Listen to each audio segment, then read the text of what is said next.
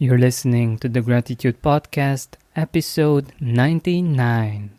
I didn't really realize how powerful they were until I had a very, very intense experience while I was traveling in India about 12 years ago. I was there for about 2 months, and within the space of 72 hours, I almost died about 4 times. Wow. Yeah, my bus almost going over a cliff, and then running from a forest fire, and Oh my then God. encountering a poisonous snake, and then encountering a mountain lion. Literally within this Wow.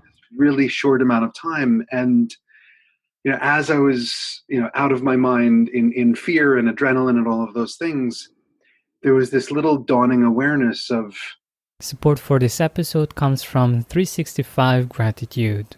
If you haven't done so already, make sure you check it out on Google Play or on the App Store. I'm using it as my gratitude journal and I totally recommend it.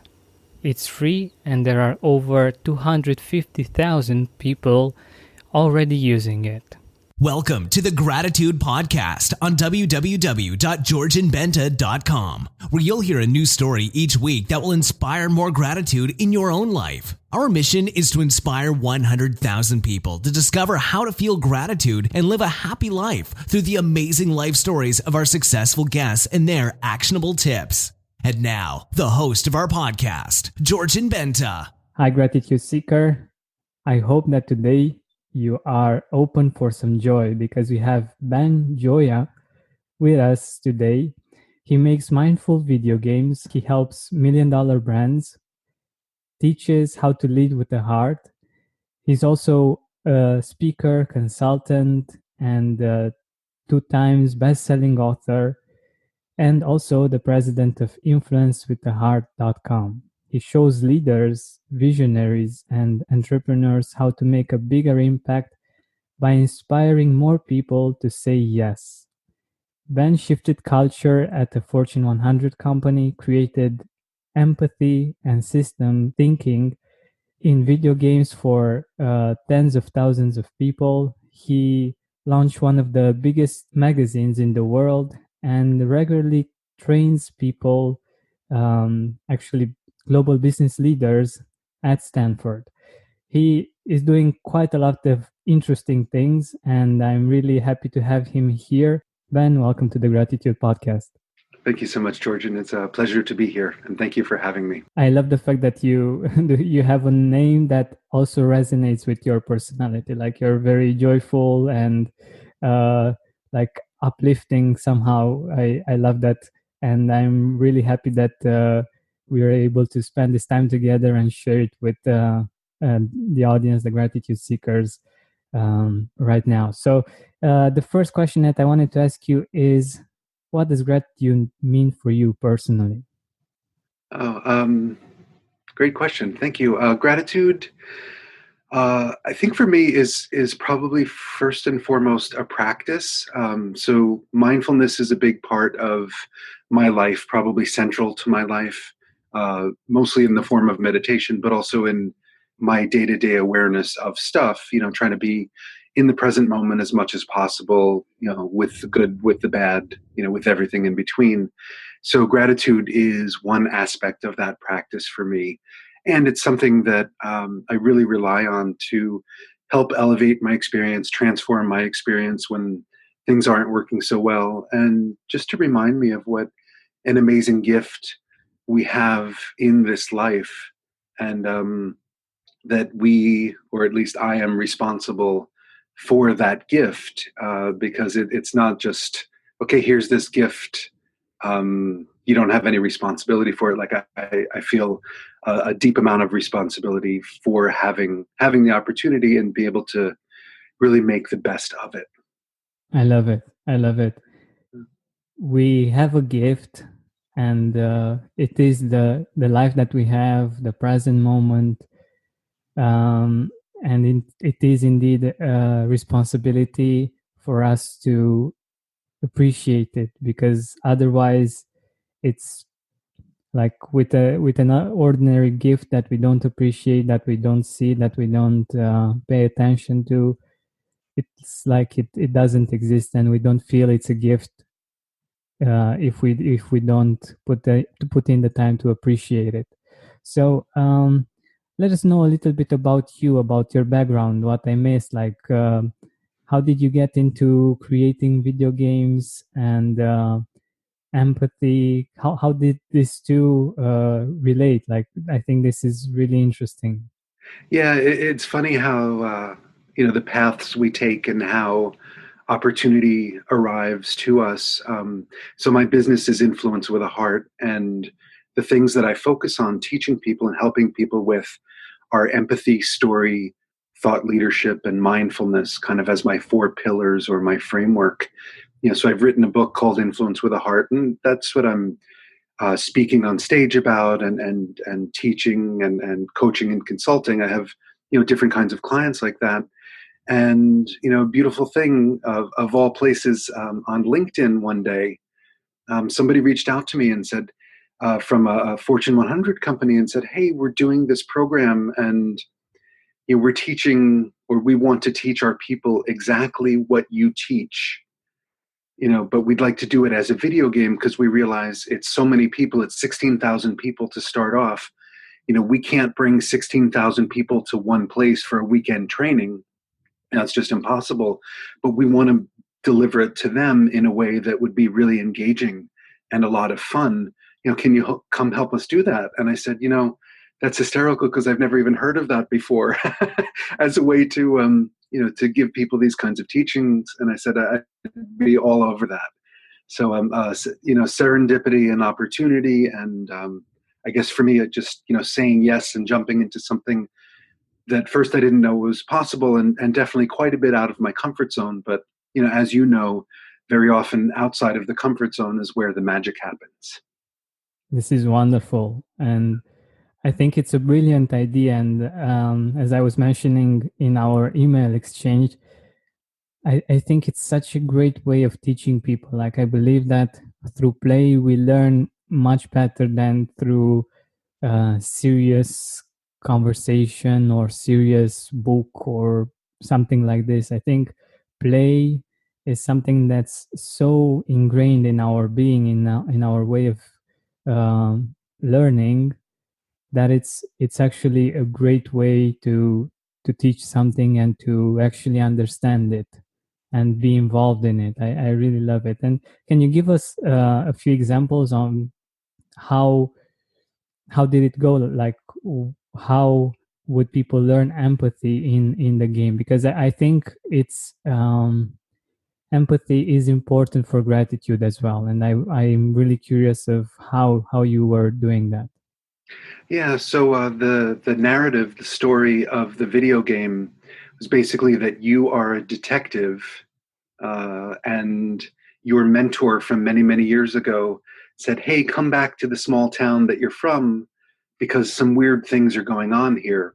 So you arrive back to the small town, and your mentor is missing. So you have to solve the mystery of where he is, and also solve a couple of other mysteries that people are asking you to help them figure out by having different kinds of conversations with people. And a lot of the conversations really come down to empathy. Like, if you're asking empathetic questions and listening mindfully and giving empathetic responses, people are more apt to trust you and connect with you and feel like you understand them, you really get them, and then they will give you the information that you need. But if you don't give such an empathetic response, then some of the feedback in the game will guide you in being more empathetic, kind of give you some I forget the term for it at the moment, but basically a little bit of prompt to say, "Hey, why don't you approach it like this?" So it's literally just connecting with people step by step, and opening the door to trust step by step. Wonderful, wonderful. I love the idea of mystery, of being involved in a certain story. Like, this is really brilliant. But getting back to our subject today, um, when did you feel that it was the first time you experienced gratitude? Do you remember? Like, actually discovering it and how powerful of an influence it can be? Yeah, gosh, I think there were probably little nuggets throughout my life that I didn't really realize how powerful they were until I had a very intense experience while I was traveling in India about 12 years ago. I was there for about 2 months, and within the space of 72 hours, I almost died about 4 times. Wow. Yeah, my bus almost going over a cliff, and then running from a forest fire, and Oh my then God. encountering a poisonous snake, and then encountering a mountain lion. Literally within this Wow. really short amount of time. And as I was out of my mind in fear and adrenaline and all of those things, there was this little dawning awareness of wow, I got through this first thing, thank goodness, or thank God, or however I was saying it at that time. And I think in the moments that there was just that little bit of awareness, but when I got through all of that experience, I started looking back and going, wow, I realized that as I got through each of those things, I said, like, wow, that was so close, and this could have been terrible, but it wasn't, and I have this other opportunity to be alive for a little bit longer, whatever that means, one day, 1 year, one more lifetime. And I think that was really the thing that opened up the door and just brought it onto my radar in such a big way. And then I started really engaging gratitude very consciously and very directly from there. Hmm.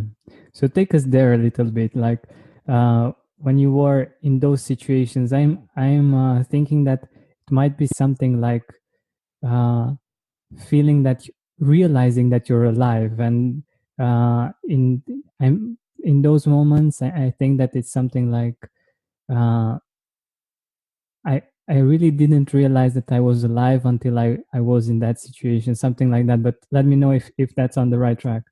It is very, very much so. I think that I appreciate you saying that, and I'd like to also add that I grew up in a very safe life in many ways. I had a fairly normal, if there is such a thing as normal family. I was pretty healthy most of my life, actually quite healthy. Um, school, food, safety, love, like all of those things, and not a lot of exposure to death. Just a lot of people not really dying in my family for a long period of my life. So I think it was very easy to take life for granted, and really not have that strong orientation, toward understanding that gift. And then this experience in India was like, okay, let's reassess that in a really big way, right in my face, over and over. And how did it happen? Like with the mountain lion, for instance, like you were in the forest, or Yeah, hiking through the forest. I was with a guide the whole time, which was really, really helpful. And he was walking in front of me, and we could hear some sound kind of off the path. Some animal going through the trees, and so crunches of leaves and sticks, and we both stopped and listened. And he had a big walking stick with him. Mhm. And I saw him turn, and I saw him lift the stick as if he was going to Oh hit my something. God. Yeah, and I'm walking behind him, so I ran toward him because he's the big guy with the stick. And as I got to him, I turned and I looked, and there was the mountain lion. But fortunately, I think the combination of the two of us and this guy at this point looked very big, right? He looked like a big animal or a big person because he had the stick over his head. I think the lion looked at both of us and said, okay, and ran away. Wow. Oh my Yeah, God. so it was crazy. Wow. Yeah. That's quite amazing, and I was feeling the feelings, like just imagining how it must have been in that situation. Like your heart is stopping, and you definitely are very present, very there with all of your senses, all of your thoughts. Yeah, that's exactly it. I really was present in a way probably that I had never been before, because that whole weekend, I think it was a weekend, or those 72 hours, that was before I really had any sensibility of mindfulness and present moment awareness in a intentional way in my life. So it was like being schooled, instructed in a very compact amount of time. It's like, okay, this is you're going to learn mindfulness, and you're going to learn what it means to be present right now. It was like, okay, here I am. Wow, yeah. I can imagine that there's no better way of actually learning this and having a sample of how it is to actually be present with all of your being, and afterwards appreciating life, the fact that you're still alive, and that that mountain lion didn't come towards you or do something that might have put your life at risk. That's wow.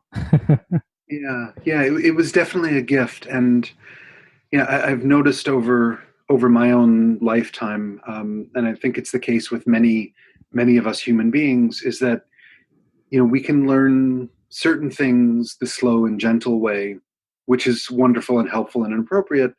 And then sometimes there are things that we have to learn the hard way. And even though it's hard and difficult and sometimes terrible, very often the transformation can be much more direct, much more powerful, and much faster.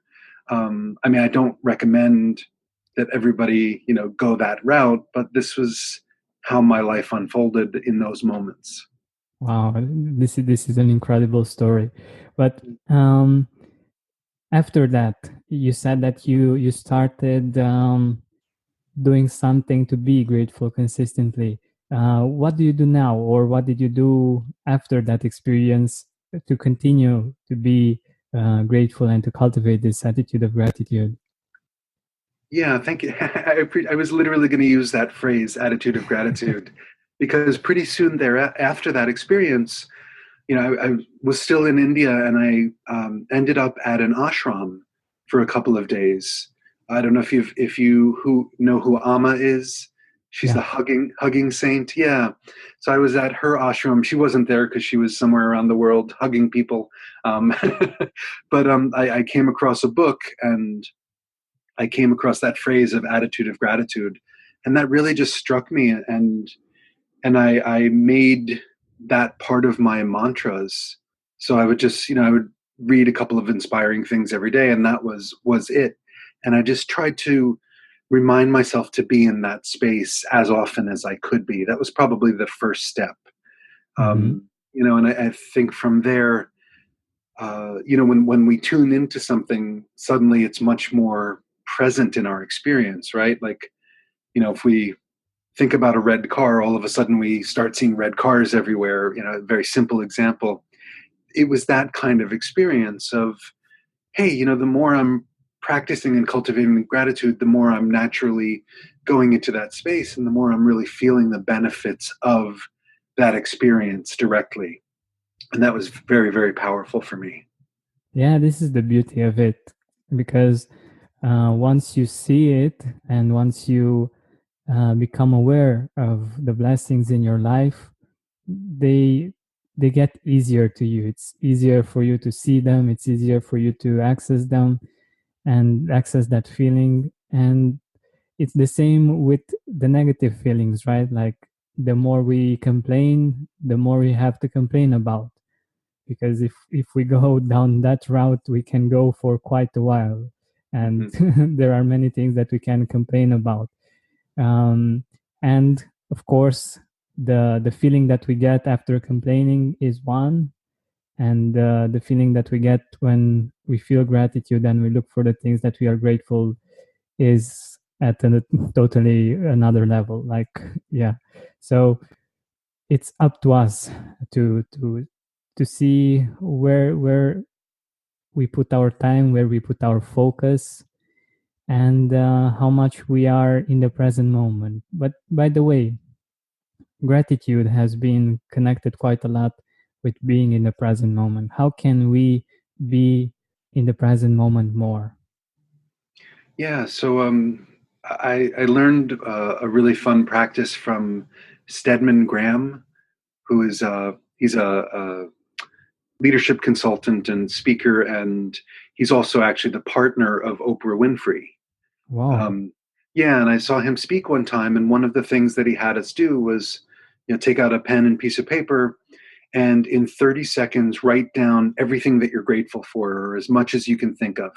So just, boom, boom, boom, writing, writing, writing, writing. And that was one of the most powerful exercises I ever experienced, because I looked down on the paper and I probably had 40 things on the list. And it was Wow. all over the map. It wasn't, very often, right, when you short circuit, your thinking mind and just do something, right? Really, wonderful and amazing things can happen. So that was one of the most powerful things. And that was a really, really great way to be in the present moment for me.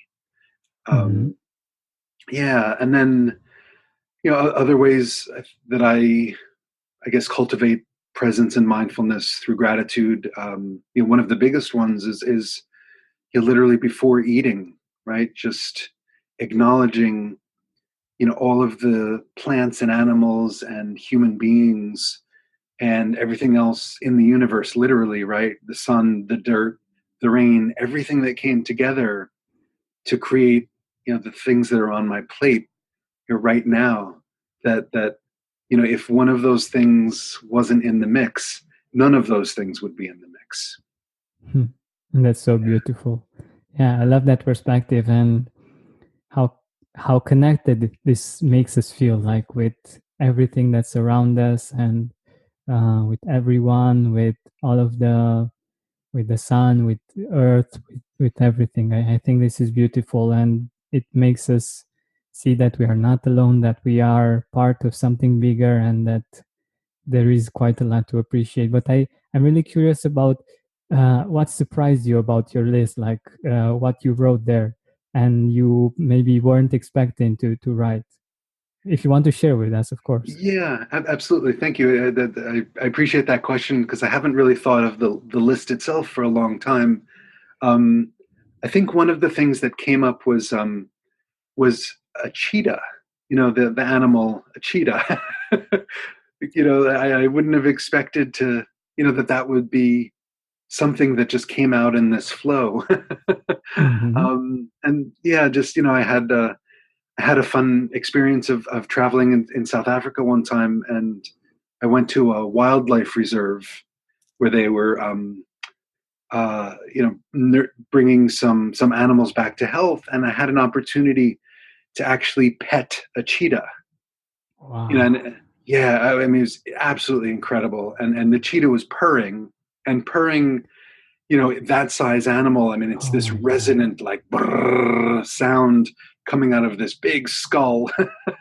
And petting a cheetah, there's the trainer, not trainer, but there's the wildlife kind of manager there, and the instruction is you can only go down on one knee when you do this, because if in case the cheetah gets a little frisky, like, you have to be able to jump back, Oh my God. right? Because it's like a cat, that at some point can just kind of, swipe at you. So for some, interesting reason, like, that came through on that list for me. What a um, beautiful experience. Yeah, it really was. Yeah. I love it. Thank you for sharing. Like it's quite amazing to be able to live such an experience, and it's definitely something unique and something that we and you remembered, and it was like close to your heart. That's really beautiful. Yeah, thank you. That's a good way to say that, and I think that is the reason why, that it was close to my heart. And yeah, thank you for saying that. That means a lot and lands very, very directly. Hmm. I love cats, and I I know how healing and beautiful the effect of purring can be. Like I know, and I can only imagine how it can be, how exciting it can be for for someone to pet such a big cat and to hear that purr. It's wow. Yeah, It's it was definitely a amazing. gift. Yeah. Yeah, beautiful, beautiful. So before, like, if we could go back in time, like 10 years, 20 years ago, um, what would you tell your younger self about gratitude, about appreciating life? Yeah, I would say or invite him, younger me, to just make it a regular part of the day. That it doesn't have to be anything complicated. It doesn't have to take a long time, but just to make it a regular part of things that are happening throughout the day. Um, to almost make it as natural as breathing and as regular as breathing. Um, yeah, because I know that really would have transformed quite a few of my experiences, and I don't say that with any regret. I know that my life. I think all of our lives. We have the experiences we have. We learn what we need to learn, and at the points when we have some wisdom retroactively, we can go, okay, that could have helped a little bit more.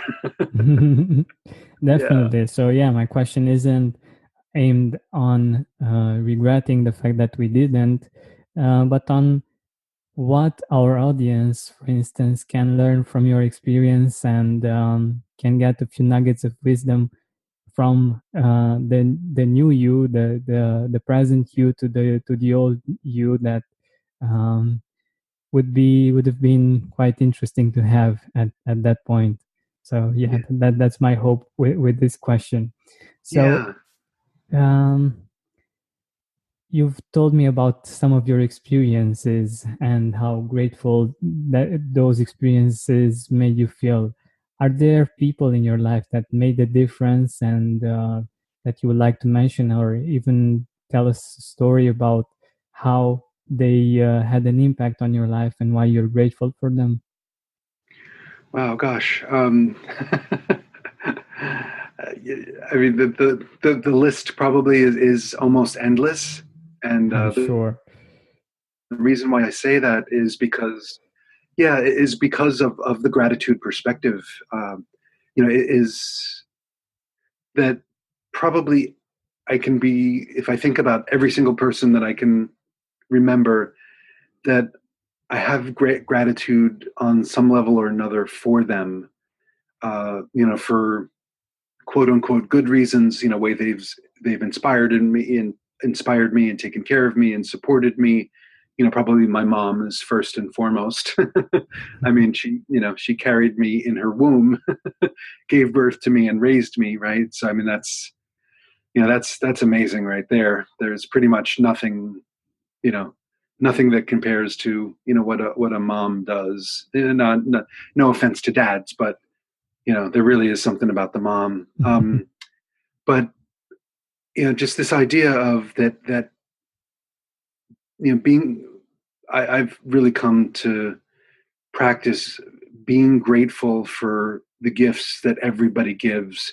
Even the people who've been most difficult in my life, who have, I wouldn't say caused me the most pain, right? Because we're responsible for our experiences, but have definitely been instrumental in the pain that I've experienced. That there, I still do have gratitude to them. I I went to an all boys Catholic high school in New York City, and the dean of discipline, so to speak. If I can use the H word for a moment, like I hated that guy. Oh my God, he was a jerk. He was a bully. Yeah, I think he cared about us, but the manifestation of that care, was very, was kind of Impressive. very twisted and negative. Mm-hmm. But one of the things that I'm forever grateful for to him for is my fighting spirit, and fighting maybe isn't the best word, but my my strength and perseverance and desire to speak my truth in the face of adversity, in the face of negativity, in the face of injustice. It really comes from that guy in a big way. Mm. It wasn't fun by any means, but it is a gift that I have forever because of him. That's so interesting. I think that so many of the experiences that we are in right now, that we just can't understand or can't see why they're happening, we might at one point get the fact that they were gifts, even though they seem to be um, wrapped in a really like unpleasant paper, you know. And I'm thinking that this wasn't the only situation in your life, right? When something seemed in a certain way, and afterwards you found it to be a gift. Yeah, you're right. There are definitely quite a few. Sometimes, it has taken me several years to figure out what that gift was. But one thing I have learned is just to trust that the gift is there. Even if it doesn't reveal itself right away, there is always that gift one way or another. And literally that practice of you know just I've often said, thank you for what you've taught me, even if I don't quite know what that is yet. Because that starts opening up that space, and that starts creating some softening in the heart, for that gift to come through. Because if I'm not saying thank you, then I'm keeping that shell around my heart and not letting in the goodness. Right? Hmm. It's still, again and again and again, comes down to choice. Yeah, this is beautiful actually, because as long as we believe that there is a gift there, we will find it. Hmm. Yeah. And as long as we seek gratitude in even in these situations, we have totally a huge opportunity and a huge possibility of actually finding them.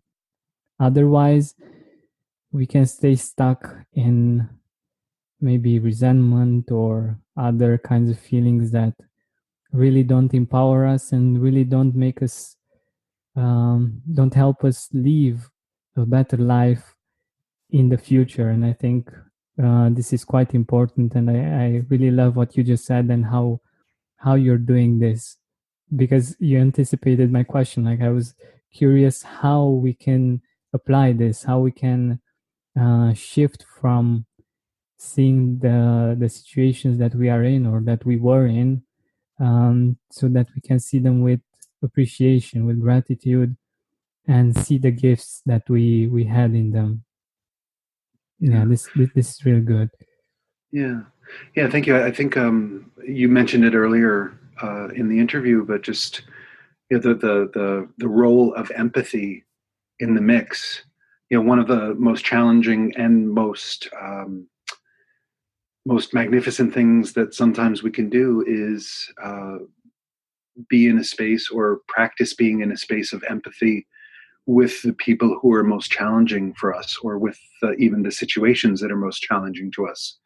That people, you know, even people who do the quote unquote worst things, for some reason, they think that that's the right choice at that point, from, their experiences, their history, how they were raised, their circumstances, whatever, uh, you know, chemical and neurological combinations are going on. Like, there's so many things that we don't understand about people. And empathy gives us that opportunity to enter into that space, and sometimes really even feel some sense of understanding for somebody who we can't even imagine that we're anything like, and why the hell are they doing that.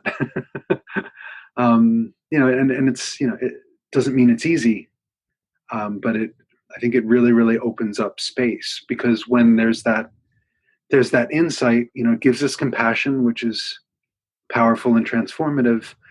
and I think gives us an opportunity to make a much more informed and comprehensive choice about our response. Yeah, definitely. And I think it makes us less reactive. Like instead of just reacting to that particular thing, we can um, choose another way of seeing it, and one that's more empowering, because when we are reactive, it's not really very empowering. Yeah, exactly. Exactly. Yeah. And yeah, and it can be really hard sometimes. I think I want to just give a little extra, a few extra moments to that. That Hmm. gratitude can be a difficult practice.